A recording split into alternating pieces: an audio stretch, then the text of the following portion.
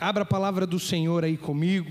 Nós vamos ler inicialmente em Atos capítulo 4, Atos dos Apóstolos, capítulo de número 4. E vamos ler aí o verso de número 8. Atos dos Apóstolos, capítulo 4 e verso de número 8 em diante. Atos 4 e verso 8, quem achou diga amém. Então Pedro, cheio do Espírito Santo, lhes disse: principais do povo e vós anciãos de Israel, visto que hoje somos interrogados acerca do benefício feito a um homem enfermo e do modo como foi curado, e seja conhecido de vós todos, de todo o povo de Israel, que em nome de Jesus Cristo Nazareno, aquele a quem vós crucificaste, a quem Deus ressuscitou dos mortos, é em nome desse é que este está são diante de vós. Ele é a pedra que foi rejeitada por vós, edificadores, a qual foi posta por cabeça de esquina, e em nenhum outro há salvação, porque também debaixo do céu nenhum outro nome há dado entre os homens pelo qual devamos ser salvos. Então eles, vendo a ousadia de Pedro e João, informado de que eram homens sem letras e indoutos, se maravilharam e tinham conhecimento que eles haviam estado com... Verso 13 de novo: e eles vendo a ousadia de Pedro e João, e informados que eram homens sem letras e indoutos, se maravilharam e tinham conhecimento que eles haviam estado com Jesus. 1 aos Coríntios ainda, último texto que vamos ler em pé, capítulo de número 1, 1 aos Coríntios, capítulo de número 1, e vamos ler o verso...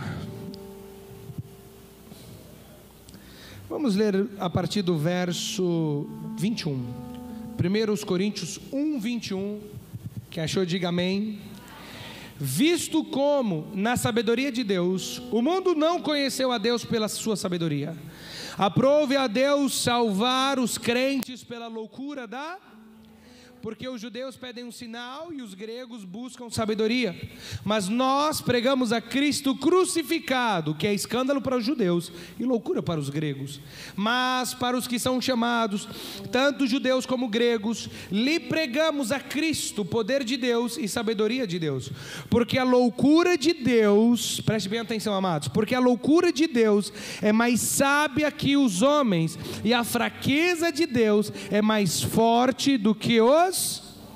Porque vede, irmãos, a vossa vocação, que não são muitos sábios segundo a carne, nem muitos os poderosos, nem muitos nobres que são chamados, mas Deus escolheu as coisas loucas deste mundo para confundir as sábias, e Deus escolheu as coisas fracas deste mundo para confundir as fortes, e Deus escolheu as coisas vis deste mundo, e as desprezíveis, e as que não são, para aniquilar as que são.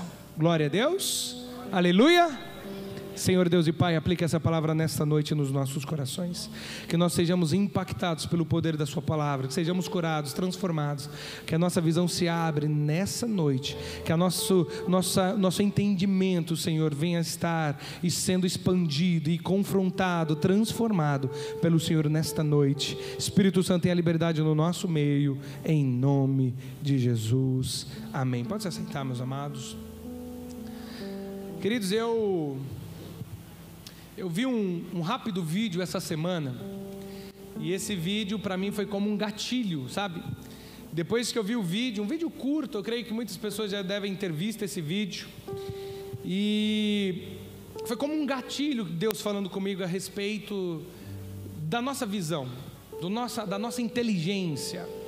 Antes de eu comentar sobre esse vídeo que eu vi, amados, eu quero só citar esses dois textos que nós lemos. A Bíblia diz em Atos, como nós lemos, que agora aqueles homens, o Pedro estava sendo interrogado acerca de um benefício feito a um homem que era paralítico, um homem que estava à porta do templo e foi curado. Agora as pessoas estavam interrogando eles acerca daquele ponto. Mas quando nós começamos a ver e analisar acerca da palavra, eles começaram a dizer que aqueles homens agora começam a pregar com ousadia, E aqueles homens que estavam ali no Sinédrio olhando aquilo, aqueles homens estudados, aqueles homens que tinham um conhecimento acadêmico, eles ficaram maravilhados ao descobrir que aqueles homens falando tão de uma forma eloquente, de uma forma boa, de uma forma bem apresentável, com ousadia, eram homens que não tinham estudos, eram homens sem letras e indoutos. Eles ficaram maravilhados. Como que pode, irmão? Se você analisar, a escola grega era uma da escola da onde nasce o discurso, da onde eles estudaram e veio ali diante daquelas escolas a arte de falar bem em público. Aí você começa a ver agora em Atos dos Apóstolos acontecendo algo onde pessoas que tinham certo conhecimento, onde um discurso também era, mas ali nós estamos falando em outra região, mas homens aonde tinha como valor um ensino, ou um estudo, ou uma formação, estão maravilhados de pessoas que estão indo completamente contra a razão. Porque em tese, em lógica, quanto mais estudo, mais a pessoa fala bem, mas aqueles homens não tinham estudo, e eles agora falavam diferentes e com ousadias, e ninguém conseguia parar eles.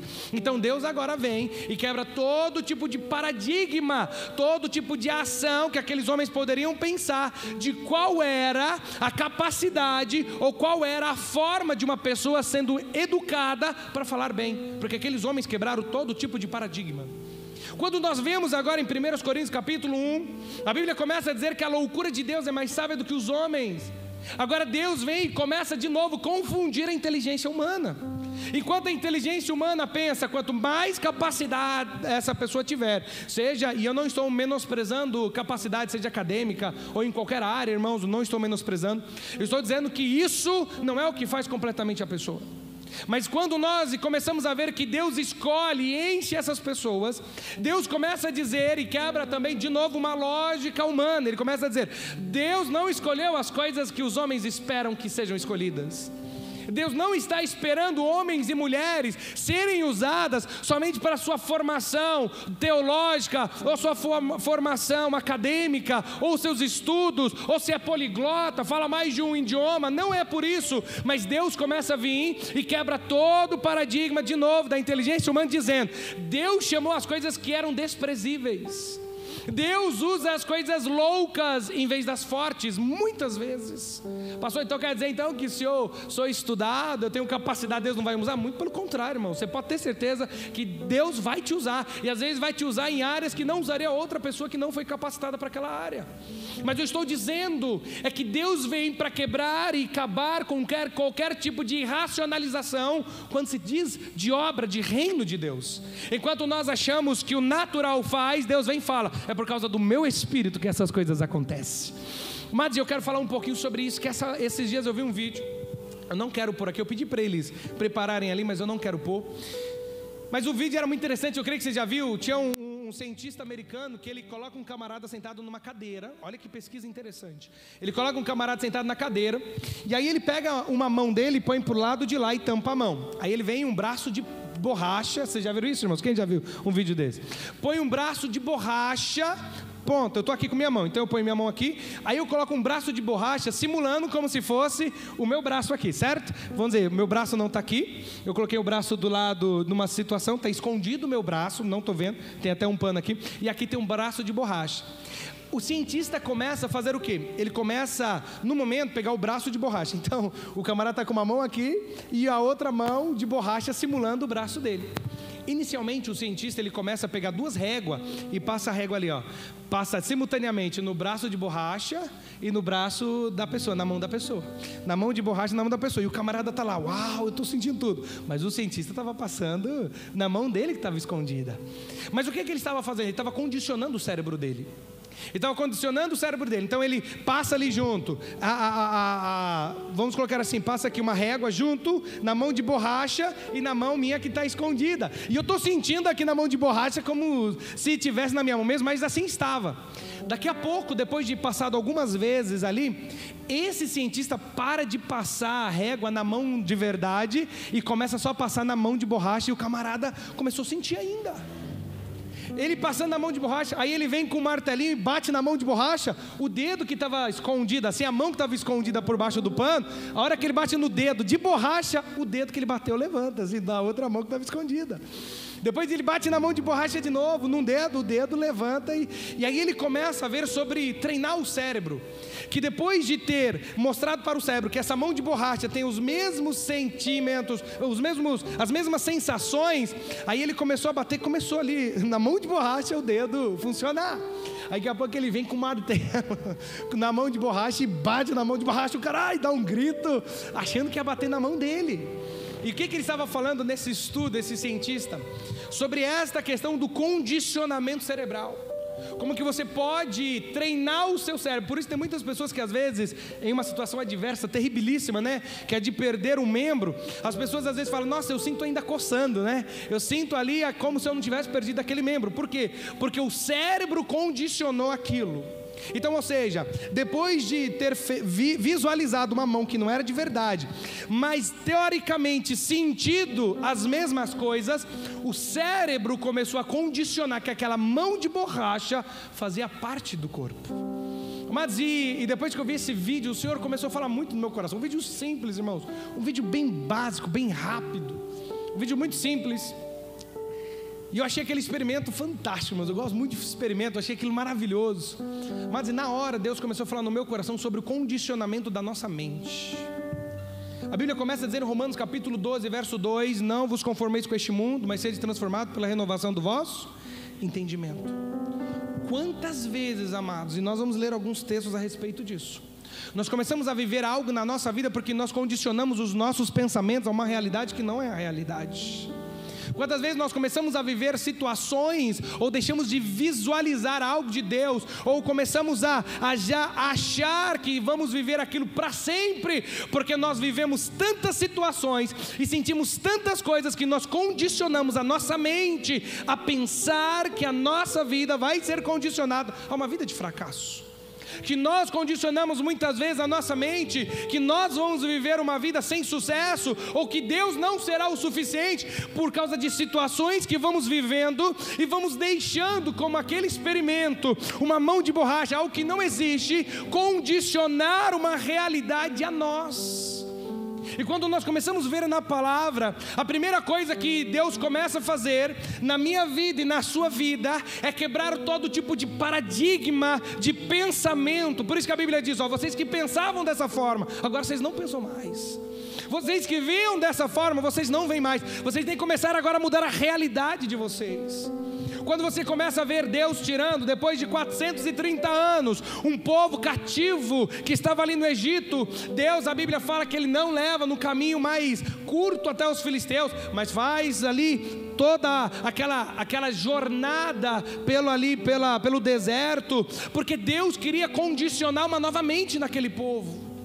Aquele povo estava 430 anos preso dentro de um mundo pecaminoso, onde eles eram escravos, seus filhos escravos, os filhos dos seus filhos, gerações nasceram dentro do Egito, e eles entenderam que a vida deles era aquilo.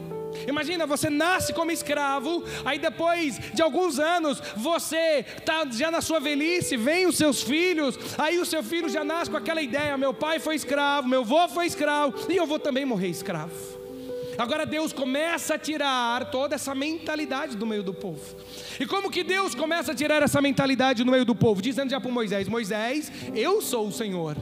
Pelo meu nome, Senhor, não fui perfeitamente conhecido para Abraão, Isaac e Jacó, mas agora eu quero ser conhecido por esse nome, o Senhor. Que é o que Deus estava dizendo? Eu quero mudar a mente de senhorio da vida desse povo. Esse povo condicionou a sua mente a entender um Senhor, que era o faraó, um Senhor mau, pecaminoso, que fazia as barbárias, que fazia realmente um subjugamento daquele povo. Agora Deus vem e estabelece, vamos ter uma nova mudança de mente. Primeiro ponto, a primeira coisa que eles têm que entender, que eles não têm mais um Senhor como eles tinham antes, agora eles têm um Senhor que é o verdadeiro Senhor. E Deus agora começa a tirar com mão forte, fazendo milagres, sinais, prodígios, fechando, abrindo o mar para eles passarem, transformando águas amargas em águas doces, trazendo comida para eles. Os sapatos não envelhecia, crescia conforme aquela geração crescia no deserto. A roupa assim, Deus estava trazendo uma nova mente para aquela geração. Mas vira e mexe, aquele povo ainda voltava com uma mentalidade falida, uma mentalidade condicionada. Se nós estivéssemos nas carnes lá do Egito. O povo, eles aceitavam ser escravo por um prato de carne. Por quê? Porque eles não muitas vezes se deixaram transformar. Atos dos Apóstolos começa a dizer, naquele discurso do Estevão, poderosíssimo, ele diz: Israel voltou no seu coração para o deserto. Mas eu quero dizer o que nessa noite eu sei que Deus está dizendo: nós temos que mudar a forma que nós pensamos, não é a forma que nós vemos, porque a visão é baseada naquilo que está na sua mente. A mente vê o que o seu cérebro projeta. É por isso que muitas vezes hoje, depois de um tempo, eles criaram o cinema 3D, que eles descobriram que eles unirem duas visões, uma azul e uma mais avermelhada, e juntar no cérebro pelo desfoque da visão, ele dá um efeito de quê? De 3D, de sair dali, a visão que mostra aquilo, mas na verdade não tem 3D, a sua visão vê. Então, dependendo da forma que você pensa, você vai enxergar aquilo que está na sua mente. É por isso que Deus vem e diz: olha, transforme a forma de você pensar, transforme a forma de você visualizar, porque na hora que você transformar a sua mente, a sua visão, você vai ser totalmente transformado. E quando nós começamos a ver sobre isso, amados, nós deixamos muitas vezes de progredir na nossa vida, seja ela financeira, seja ela no particular, seja ela no familiar, seja ela em projetos que nós fizemos, porque nós ficamos acondicionados que não deu certo antes e não vai dar certo agora. Nós ficamos condicionados que eu nunca tive resultado na minha vida e agora também eu não vou ter. Sempre deu errado e vai continuar dando errado. Nós condicionamos isso. Mas Jesus nos mostra algo maravilhoso, porque a Bíblia começa a dizer, numa pesca que é dada como pesca maravilhosa, eles pescaram a noite toda, chegaram para Jesus, e Jesus diz: volta e lança as redes. Senhor, nós pescamos a noite toda e não pegamos nada, mas porque tu mandas, voltamos. E eles voltam, lançam, e a Bíblia diz agora que eles têm uma grande bonança naquela pescaria. Por quê? Porque eles não se condicionaram àquela vida ou aquele momento de fracasso, mas quando veio uma palavra nova, veio uma esperança nova da parte de Deus. Mas e quantos de nós, irmãos, quantos de nós? O problema é quando nós condicionamos demais a nossa mente e levamos ela mais para um lado do que para o outro. Às vezes eu condiciono demais em ter sucesso nessa vida, que agora eu só penso nas coisas desta vida. Às vezes eu fico no meio termo, me sinto fracassado, mas perdido na porta do céu. Eu não sei se vai dar certo, se vai dar errado. Jesus está na minha vida, eu sei que Jesus faz, mas aonde que eu vou? Eu não sei o que fazer, eu estou perdido, como eles falam, né? Aquele jargão, né? Como cego no tiroteio. Às vezes eu não sei para qual lado eu vou. Por quê? Porque muitas vezes a minha mente ainda não foi condicionada segundo a palavra de Deus e segundo as instruções de Deus. É por isso que tem muitas pessoas, irmãos, que elas conseguem viver uma vida de fracasso dentro da igreja. É por isso que tem muitas pessoas que mesmo depois de ter feito uma aliança com Cristo, não tem alegria e não tem paz. Por quê? Porque ainda tem a mente de escravos. Mas a Bíblia diz que um dia Jesus veio para me libertar e te libertar. E eu quero te dizer, querido, Jesus me libertou e te libertou dessa opressão maligna na minha vida e na sua vida. Quem pode glorificar a Deus por isso? É isso, Ele mudou. Agora Ele disse, agora não é mais para nós vivermos como filho da desobediência ou filho da ira, mas agora somos filhos de Deus e co-herdeiros de Cristo das promessas. Só que nós temos que ter um condicionamento. Sabe o que é o condicionamento? Está morto, eu estou dizendo que está vivo. Está doente, eu estou dizendo que está curado. Está dando problema, eu estou dizendo que está dando certo. Eu não estou dando conta, eu já estou vendo sucesso. É isso que é condicionamento de mente. É não parar por causa de nada. Por quê, irmãos? Porque nada pode parar quando eu agrado o coração de Deus, um plano de Deus na minha vida. Nada. Chega o Davi, pequenininho, 40 dias e 40 noites, está lá. Como nós bem conhecemos, o Golias indo de contrário, brigando ali, não tinha um homem. Aí chegou o improvável, chega alguém que não era, alguém que não tinha mente, mas ele tinha uma mente diferenciada. Ele não tinha tamanho, ele não tinha estatura, mas ele tinha o que ninguém tinha, um coração e uma mente cheia de Deus. E quando você tem um coração e uma mente cheia de Deus, não tem problema que não se resolva na minha vida e na sua vida, meu amado.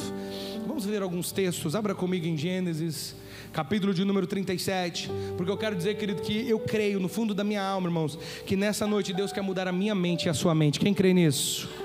Deus quer mudar a minha mente, a sua mente, para uma mente realmente que vai ter os benefícios, como diz lá em 1 Coríntios 2,16, nós recebemos a mente de Cristo. Gênesis capítulo de número 37, verso de número 5.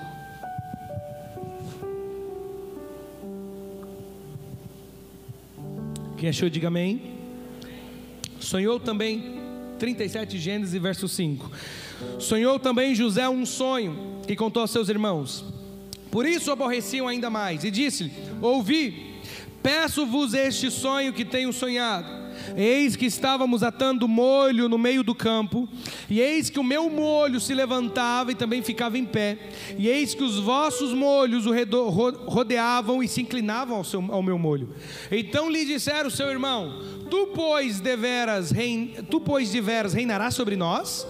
Tu deveras terás domínio sobre nós? Por isso tanto mais o aborreciam por seus sonhos e por suas. E sonhou ainda outro sonho, e contou a seus irmãos e disse: eis que ainda sonhei um sonho, e eis que o sol, a lua e as 11 estrelas se inclinavam a mim. E contando a seu pai e a seus irmãos, repreendeu o seu pai e disse-lhe: que sonho é este que sonhaste? Porventura viremos eu e tua mãe e teus irmãos a inclinar-nos perante ti a terra? E seus irmãos, pois o invejavam seu pai, porém seu pai guardava este negócio no seu.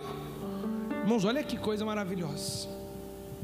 Tem um rapaz dentro de uma casa, e esse rapaz agora começa a sonhar. A Bíblia fala, né? Nós vemos isso em Jó, que Deus dá sonhos. Nós vemos também que Deus diz que do Senhor é o querer como efetuar. Esse jovem agora começa a sonhar. E ele sonha agora que tem um molho lá, né? Um fecho ali, levanta, e os outros se inclinam diante dele. E daqui a pouco ele entende, conta para os seus irmãos começam a falar: que é isso? Você acha que você é um dos menores da casa? Nós vamos se inclinar a você? Quem você pensa que é? Aí depois ele tem outro sonho.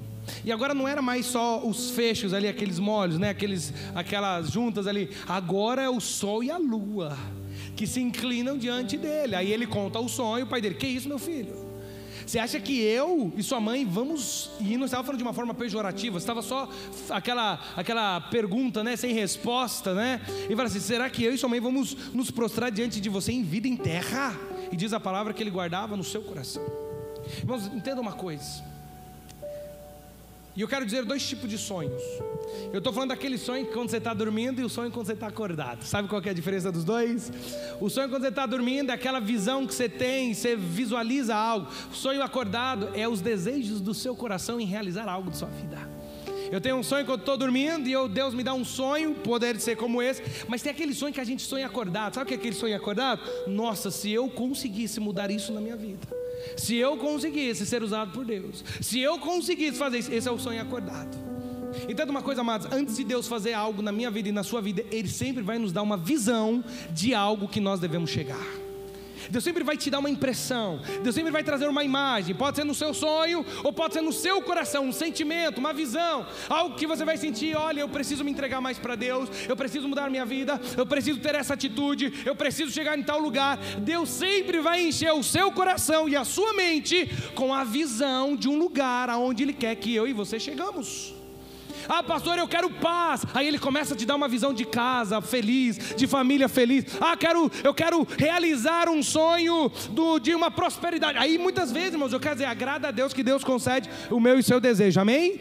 E às vezes você começa a visualizar aquilo no seu coração, algo, um plano e um propósito de Deus, que um dia Deus falou que iria te usar de tal maneira. Você começa já a visualizar: olha, Deus me falou que ia me levar nas nações. Você já começa a imaginar você viajando e para um lado para o outro, não é verdade? Você sempre vai ter uma visão antes. Só que todas as vezes que você tiver uma impressão de Deus, uma visão de Deus, sempre vai ter as dúvidas lançadas na minha mente e na sua mente, se aquilo vai ou não se realizar. Aqueles que não se param, e como fala em Efésios capítulo 6, a partir do 10, que usa o escudo da fé para contra vamos colocar assim, as artimanhas, os dardos, as flechas, as lanças que o inimigo joga na minha mente e na sua mente, para você pensar, para você imaginar.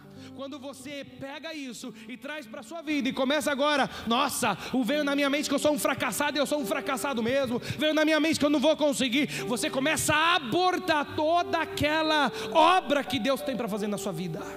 Mas agora quando você pega aquela visão e começa a dizer: Deus é maravilhoso para fazer na minha vida, Deus pode fazer na minha vida, Deus pode fazer e vai fazer na minha vida, Deus começa agora a te dar novos sonhos. A Bíblia começa a dizer que agora esse jovem começa a sonhar. Vamos pular um pouquinho para frente, capítulo 42 de Gênesis. Não é o texto, eu quero não ater só esse texto, mas 42 de Gênesis, o verso 6. Será que esse sonho ele se realizou na vida do José? 42, o verso 6. José, pois, era o governador daquela terra. Ele vendia a todo o povo da terra, e os irmãos de José vieram e inclinaram-se ante ele com a face, aonde, irmãos? Na terra. O primeiro sonho começou a acontecer. O José foi um homem fiel, foi um rapaz fiel. Estar na casa do Potifar e tendo uma oportunidade de prostituir com a mulher do Potifar não foi suficiente para aquele homem cair e quebrar os princípios de Deus. Ele ser preso também não foi suficiente para ele se esquecer daquilo que Deus tinha na vida dele. Ele ser esquecido lá na prisão, depois de ter contado, revelado um sonho, não foi suficiente de parar o plano e o propósito na vida daquele homem que estava cheio da mentalidade de Cristo, que estava cheio dos sentimentos de Deus na vida dele. Não impediu nem uma falsa acusação, nem a prisão e nem o esquecimento de homens e mulheres, vamos colocar assim, que podem dizer: olha, eu vou fazer isso por você ou aquilo. Nada impediu aquele homem de chegar naquela visualização que Deus deu para ele. Por quê? Porque Deus foi fiel pela fidelidade daquele homem. A Bíblia diz que mesmo quando eu e você somos infiéis, Deus permanece fiel, mas a nossa infidelidade aborta os planos de Deus. O José foi fiel em todo o tempo. Agora aqueles primeiros molhos vêm e se prostram diante dele. Os irmãos dele estão se prostrando. Continuando o texto, verso 7. E José, vendo seus irmãos, conheceu, porém mostrou-se estranho para com eles, e falou com eles asperamente, e disse-lhe: de onde vindes? E eles disseram: da terra de Canaã, para comprarmos mantimento. José, pois, conheceu os seus irmãos, mas eles não conheceram. Então José lembrou-se dos sonhos que havia sonhado deles, e disse-lhe: vós sois espias, e viestes para ver a nudez da terra. E eles disseram: não, senhor meu, mas teus servos vieram a comprar mantimento. Todos nós somos filhos de um varão, somos homens de retidão. Os teus servos não são espias. Passado algum tempo, quem chega lá é o pai dele. Então os planos começaram a acontecer. Mas o problema é quando a nossa mente começa a mudar, por causa do tipo de gente que começa a rodear as nossas vidas. Você agora começa a viver com um tipo de pessoas que os pensamentos delas são só da terra.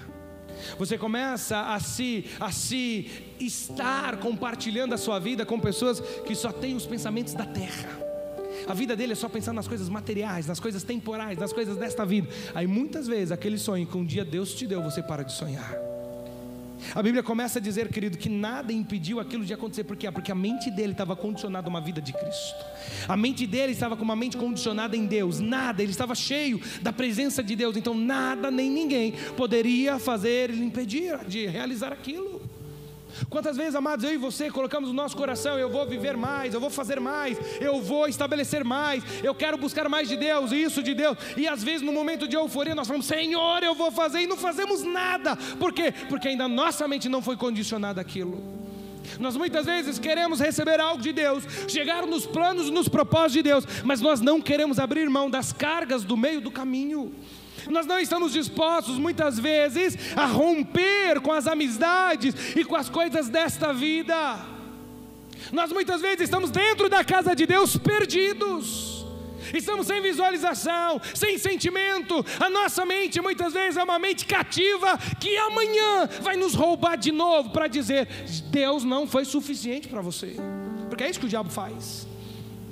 Ele explora as suas fraquezas, ele explora as brechas. Você peca, você diminui, você deixa de fazer o que tinha que fazer. Aí daqui a pouco você não tem resultado e culpa a Deus pela sua falta de resultado. Mas não foi Deus o culpado, foi a sua falta de persistir naquilo que um dia você foi chamado. Foi falta de permanecer firme no chamado. Veio um falso testemunho contra o José, ele não parou. Ele foi jogado na prisão, ele não parou. Ele foi esquecido na prisão, ele não parou. Ele tinha todo e qualquer tipo de justificativa de dizer: Deus me esqueceu. mas ele sabia quem era Deus, a mente dele estava em Deus, ele realmente tinha uma mente diferenciada, e nada nem ninguém o impediu de chegar naquele lugar. Amados, quais são as suas e as minhas desculpas, porque nós não estamos conseguindo ter resultados nas nossas vidas? Qual é a sua desculpa? Qual é a sua desculpa de não conseguir estar no patamar que Deus um dia quis que você estivesse? De não realizar os planos familiares, profissionais, pessoais, de não conseguir estar naquele lugar que Deus tem. Qual que é a sua desculpa, querido? Porque eu quero te dizer uma coisa: se você for fiel a Deus e não desviar nem da direita nem para a esquerda, e ser prudentemente, e buscar, e buscar, e buscar, eu tenho certeza absoluta que você nunca vai fracassar.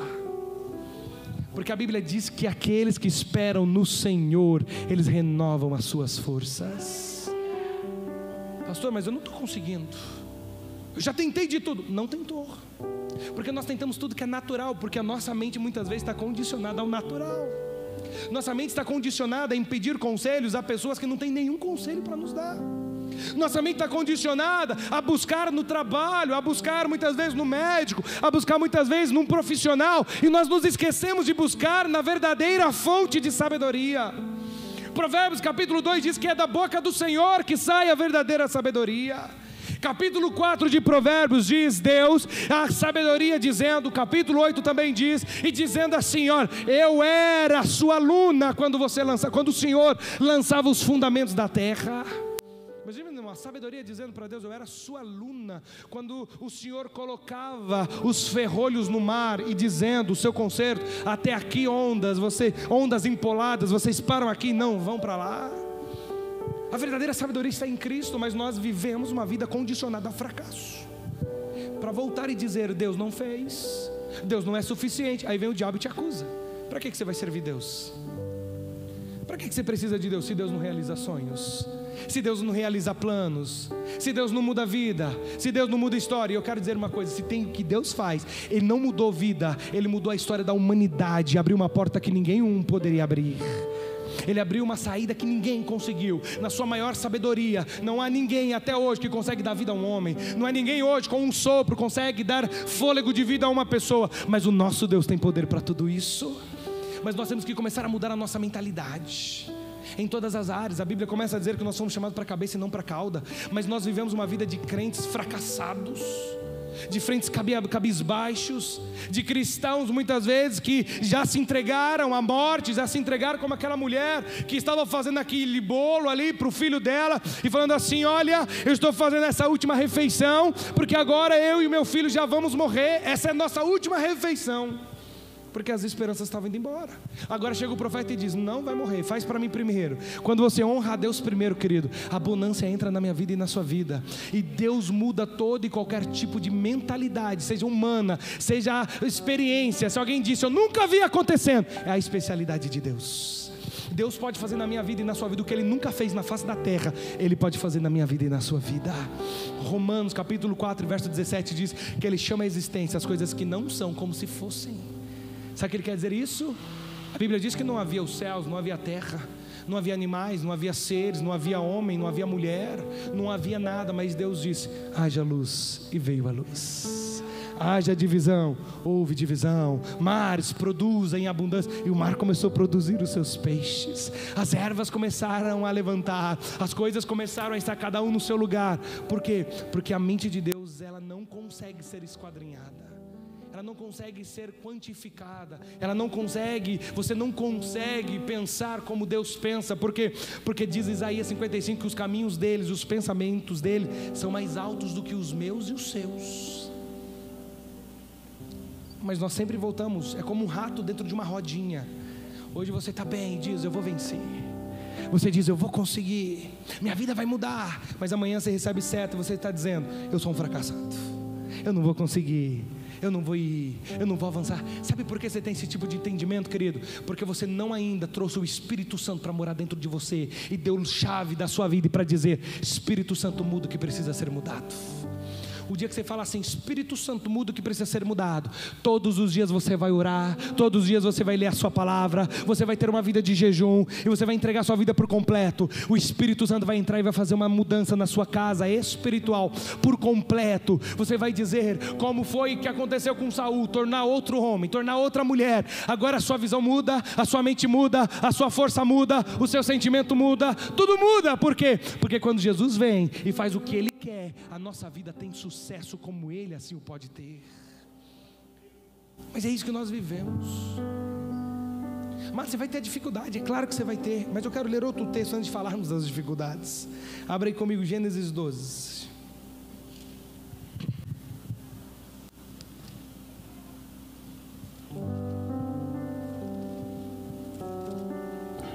Vamos ler o 12 do verso 1 ao verso 7.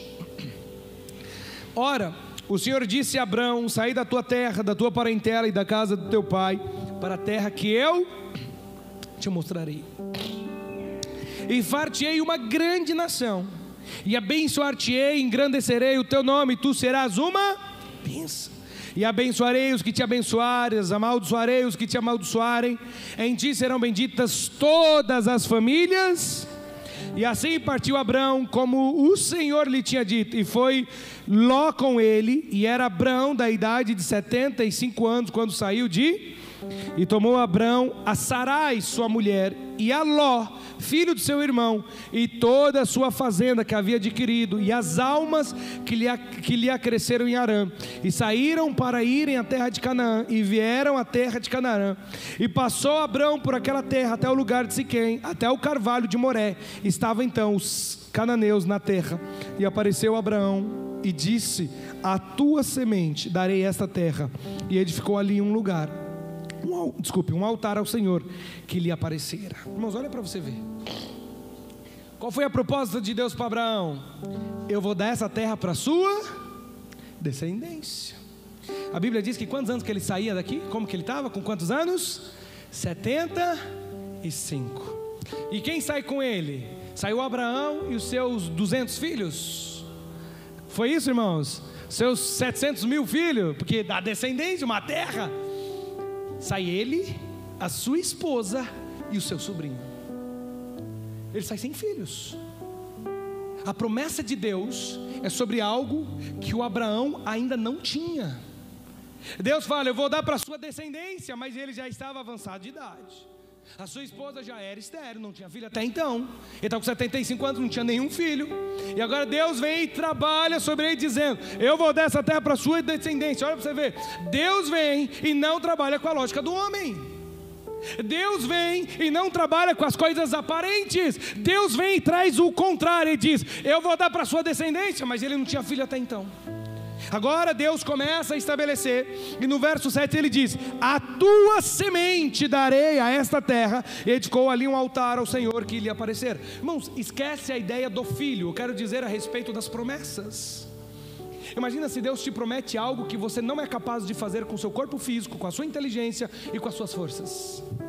Imagina Deus vem e te fala assim: Caio, presbítero Caio, você vai levantar uma carreta. Imagina. Eu estou dando algo esdrúxulo aqui, irmão, só para dizer, isso fisicamente para ele é impossível. Eu acho que para qualquer homem é impossível. Não sei o Sansão, mas para qualquer homem é impossível. Mas Deus vem e fala justamente numa área onde aquele homem não tinha poder para mudar. Deus vem e começa a prometer algo que ele jamais poderia sonhar, jamais poderia desejar. E Deus começa a dizer. Vamos pular o capítulo 13 agora. Capítulo 13, verso 14 ao 18, diz assim.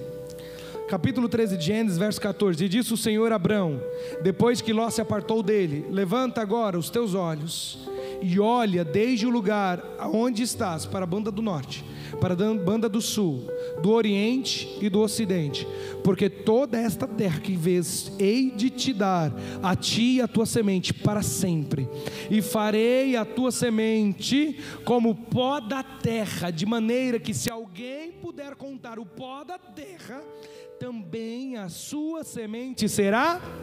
Levanta-te, percorre esta terra no seu comprimento, na sua largura, porque a ti a darei. E Abrão armou as suas tendas e veio, habitou nos carvalhais de Manre, que estão junto a Hebrom, e edificou ali um altar. Irmãos, preste atenção nisso. Sabe por que muitas vezes, amados, nós não conseguimos ter sucesso com Deus? Porque nós não tomamos posse das palavras de Deus. A riqueza do Abraão, ou aqui até então que não tinha mudado seu nome, né? Cresce muito. A do Ló cresce muito. Eles chegam num consenso e dizem: não é mais possível nós habitarmos juntos, porque os pastores do Abraão, de ovelhas lá, do rebanho, estão brigando com os pastores do Ló. Nós temos que nos apartar. Ló, escolhe o lado que você quer ir. Ainda deixou escolher, irmãos. A Bíblia fala que o Ló olha lá para... Pensa, você está no meio do deserto. Aí você vê um lugar bonitinho, verdinho lá, para não sei o que, irmãos, no meio do deserto. Eu acho que eu escolheria as Campinas Verdes de Sodoma e Gomorra. O Ló escolhe as Campinas Verdes de Sodoma e Gomorra e vai para lá. Agora o Abraão vai para onde? Para o deserto. E quando ele chega no deserto, naquele lugar, Deus fala mais uma vez para ele, aparece para ele e diz assim: olha, visualização, irmãos, nós temos que visualizar os planos e as promessas de Deus, enxergar, mesmo que não esteja ali, nós temos que enxergar. Deus vai lá e diz, verso 14: levanta, e disse o Senhor a Abraão, e depois de Ló apartou dele: levanta agora os teus olhos e olha desde o lugar aonde você está, olha para a banda do norte, olha para a banda do sul, do oriente e do ocidente, porque toda essa terra que vês, te hei de dar a ti e a tua semente para... Deus agora começa a dizer, começa a visualizar, começa a sonhar nessa terra, começa a planejar nessa terra, porque ela já é sua. Isso já é algo que eu tenho para você. Irmãos, é isso que nós muitas vezes não entendemos nas nossas vidas. É por isso que nós deixamos de receber bênçãos da parte de Deus, porque nós somos confusos. Deus chega e fala assim: olha, irmãos, Deus estava dizendo, já planeja nesse lugar aí, que esse lugar é seu mesmo, esse lugar eu vou te dar. Irmãos, e quem estava dizendo não era homem, era o Deus que fez os céus e a terra. Ele estava dizendo: olha para frente, olha para o norte, olha para o sul, olha para o oriente, olha para o ocidente, olha onde seu olho consegue ver aí, essa terra é sua. Pronto, ele tomou posse, ele olhou aquilo. Aí Deus começa a dizer: como? Olha o que eu vou fazer, como o pó da terra, ou seja, dessa terra, de maneira que se alguém puder contar, vai contar a sua descendência. Irmãos, até então, maravilha. Só que agora vem você tomar posse do lugar, e Deus diz: levanta, percorre esta terra no seu comprimento e na sua largura, porque a ti te darei. Tem hora que nós temos que levantar, irmãos, e começar a declarar as promessas de Deus sobre o lugar que Deus nos deu. Tem hora que nós temos que entrar dentro da nossa casa e dizer: eu declaro os planos de Deus, eu declaro as promessas de Deus. Foi Deus que me deu essa casa, foi Deus que me deu essa família, foi Deus que me deu esse ministério. E nós temos que começar a declarar isso e tomarmos posse de tudo aquilo que Deus tem para a minha vida e para a sua vida. Pastor, eu quero abrir mão do meu ministério. Abra, você é livre para você fazer o que você quiser. Você é livre para fazer o que você quiser da sua vida. Mas um dia,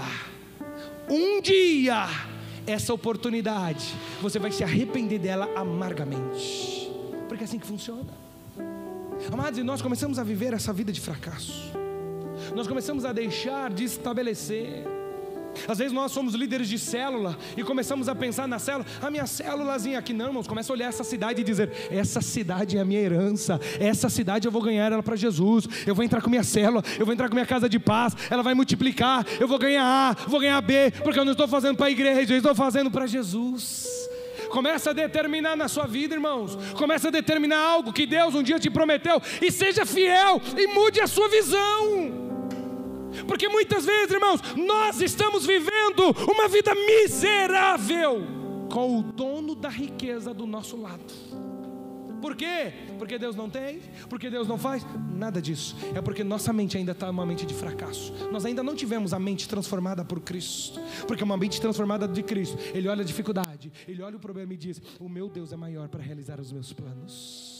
Ele vai para o joelho, ela vai para o joelho, ela vai para o jejum, ela vai para a oração, ela vai para a leitura da palavra e vai dizer: eu vou vencer isso em Cristo Jesus. E nós vencemos.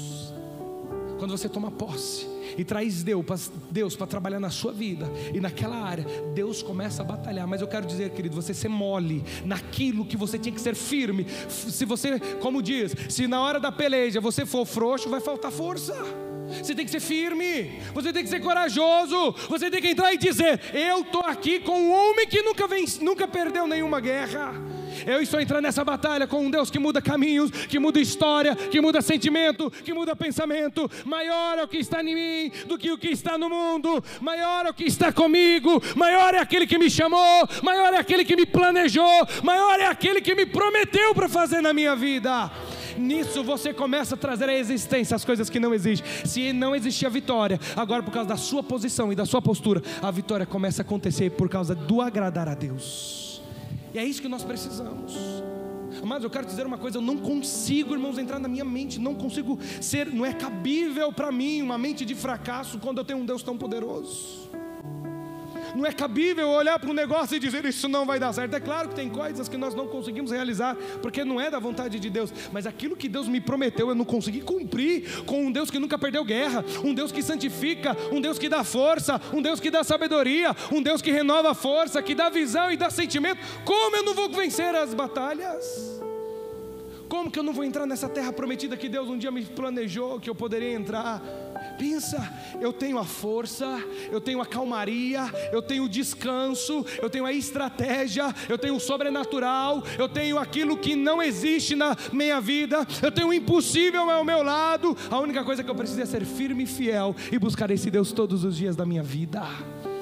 E Deus nos chamou, irmãos, é para ser cabeça e não cauda. Aí as pessoas chegam na internet e dizem: olha, estou vivendo o melhor da minha vida. Porque é assim hoje, para dizer que Deus está na vida. Irmãos, eu acho uma coisa muito interessante, que as pessoas vão para a internet e falam: Jesus é em mim, tira uma foto assim, sabe? E mostra os caminhos do seu ser mais alto. Mas o que tem a ver sua foto com os caminhos de Deus ser mais alto? Sabe, irmãos? Você quer mostrar o caminho de Deus mais alto? Seja uma testemunha viva da realização dos planos de Deus na sua vida. E diz: o meu Senhor fez, porque eu busquei a presença desse Deus. Mas nós temos que sair dessa mentalidade. Nós temos que condicionar uma nova mente em Cristo. A Bíblia começa a dizer que o Espírito Santo, ele penetra nas profundezas de Deus e traz os segredos de Deus para a minha vida e para a sua vida. E eu quero dizer, meu amado, se você começar a se vitimizar, eu quero dizer, você não vai chegar a lugar nenhum. Mas o dia que você vai dizer: digo fraco, eu sou. Sabe o que ele está dizendo? Naquele momento de dificuldade, fala assim: eu estou forte, eu sou forte. Você pode não ter força, mas você diz: eu sou forte. Você pode não ter sabedoria e diz: eu sou sábio, eu vou conseguir essa sabedoria em Deus. E começa a buscar esse Deus. Pastor, eu estou cansado, eu estou sobrecarregado. Aí é hora de você falar: Senhor, preciso do seu descanso, preciso do seu colo, preciso do seu abraço, preciso do seu carinho. Pastor, mas eu já fui em vários irmãos. Não é irmão não, irmão. Não é irmão, não é no pastor que tem hora que você tem que ir, não. Tem hora que você tem que dobrar o seu joelho em Jesus. Tem hora que você não tem que pedir conselho para o A, para o B e para o C, não. É falar: Jesus, a minha alma está abatida, a minha alma está perturbada, a minha alma está aflita e angustiada, mas eu sei que o Senhor é o meu alívio, e eu preciso de alívio nesse momento. Jesus vem e traz o alívio, a força, e depois que Ele te aliviou, te deu força, Ele te dá conselhos para você nunca mais voltar naquela situação. Eu creio, irmãos, no fundo da minha alma, que Deus quer que você e eu, que nós começamos a romper barreiras nas nossas vidas. Mas isso vai depender da visão que está diante dos nossos olhos. Se você gasta muito tempo nisso daqui, a sua visão vai ser daqui. Se você gasta muito tempo nas coisas da terra, a sua visão vai ser das coisas da terra. Mas se você gasta tempo no Senhor, a sua visão vai ser do Senhor. Você vai enxergar o que o A, o B, o C, o D, pessoas que passaram por esse caminho não enxergaram. Você vai enxergar, você vai visualizar, você vai planejar em meio ao caos que outras pessoas pararam. Você fala: aqui é o lugar da minha fartura, aqui é o lugar da minha bonança, aqui é o lugar onde muitos falharam, mas aqui Deus está me dizendo que eu vou prosperar. Porque não é o local, não é a pessoa, não é a circunstância, mas é quem está com essa pessoa. A Bíblia diz que o Enoque andou com quem? Com Deus, e Deus o tomou para si. Com quem que você tem andado, meu amado? Com quem você tem pedido conselhos? Onde você tem visualizado? Às vezes você tem visualizado somente as coisas terrenas e tem esquecido das espirituais. Às vezes você tem só analisado as coisas desta vida e tem deixado inflamar o seu coração e a sua mente, e aí a vida entrou o fracasso. Mas eu quero dizer, aqueles que esperam no Senhor renovarão as suas forças. Visualize a terra e comece a andar pela terra. Visualize as promessas e comece a dizer: eu tomo posse dessa promessa. Você acorda e toma posse. Você antes de dormir você toma posse. No outro dia você toma posse e vai tomando posse todos os dias e declarando e agradando ao Senhor que Deus vai fazer na sua vida. E um dia você vai ter um testemunho para dizer: o Senhor fez o que ninguém poderia fazer na minha vida. E Ele faz. Mas é hora de nós mudarmos a nossa mente. Quero te convidar a ficar em pé comigo, meu amado.